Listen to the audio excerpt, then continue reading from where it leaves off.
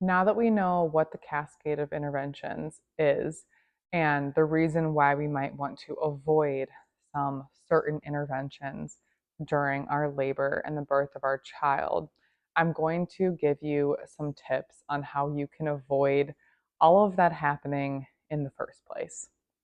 Now, obviously, where you give birth and the provider that you choose will have a very big impact on the outcomes of your birth. We know that in a hospital setting, there's more routine procedures, interventions, things of that nature that are done more commonly. They're just more routine in that setting. So that's the first thing to keep in mind is to consider where you're going to give birth. And I'll talk about that a little bit more. But my first tip would be to hire a doula. So a doula is going to be an additional support person outside of your husband or partner. This will be someone who can be there to support you not only physically, but mentally, spiritually. They will be your go-to. A lot of times you can hire a doula that will support you well before the baby is born. I had a doula who was not only a birth doula, but she supported me during my pregnancy.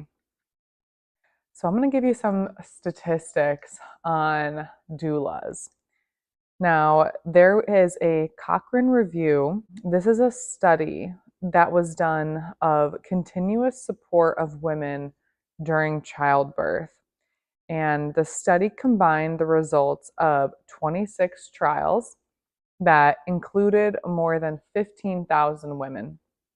And in the study, they found a 31% decrease in the use of Pitocin, 28% decrease in the risk of having a cesarean section, 15% increase in the likelihood of a vaginal birth, 10% decrease in the use of any medications for pain relief, 14% decrease in the risk of newborns being admitted to the NICU, 38% decrease in babies' risk of a low 5-minute APGAR score, and shortened the woman's labor by 41 minutes on average.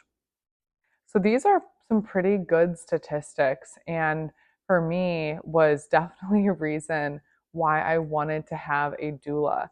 Having the appropriate support people that are educated is crucial in having the outcomes you want and avoiding unnecessary interventions in your labor.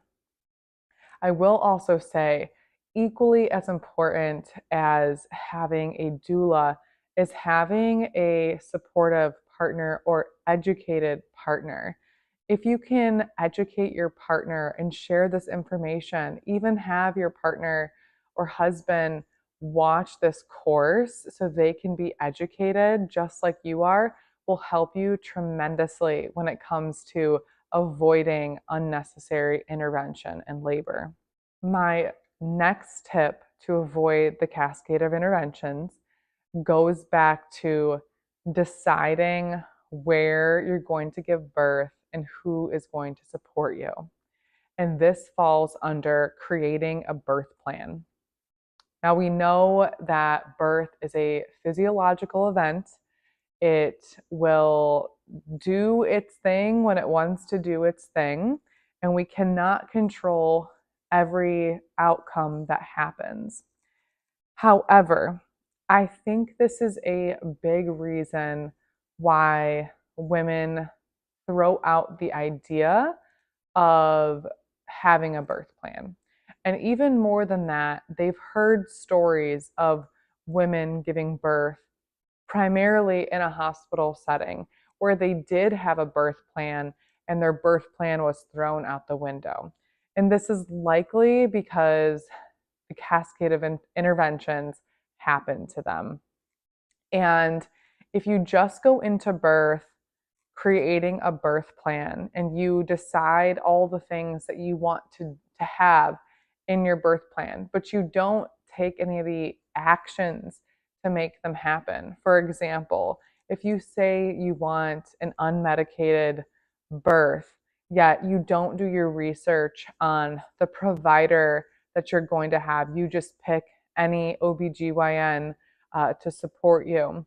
Or if you say you don't want to have an epidural, but you don't effectively communicate with your partner that that is a part of your birth plan, then when it comes time for when labor does happen and you're feeling pain, you won't be able to communicate, and your partner won't be able to help communicate for you that that's not something you want.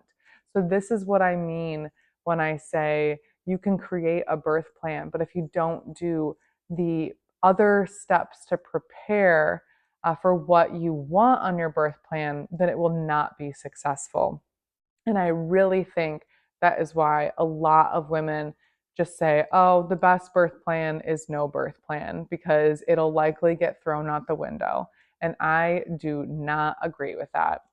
I had a very, very specific birth plan that I wanted to happen. I was okay with it not going exactly how I wanted. I was mentally prepared for that, but I knew that my doula, my husband, and my midwife were all on board with what I wanted. So I knew that if something went out the window, it wasn't because my midwife didn't care what I wanted, didn't respect my wishes, but it was truly just because birth is a physiological event, and that is what happened. My last tip for ensuring that you do not experience the cascade of interventions is to pray about it. Ask God for what you want. Put all of your requests out there. Let them all be known to Him. If you want a 8-hour labor with no interventions, be specific and don't be afraid to ask God for what you want. You will be surprised at what He is willing to do for us. He cares so much, and He especially cares about bringing another life into this world.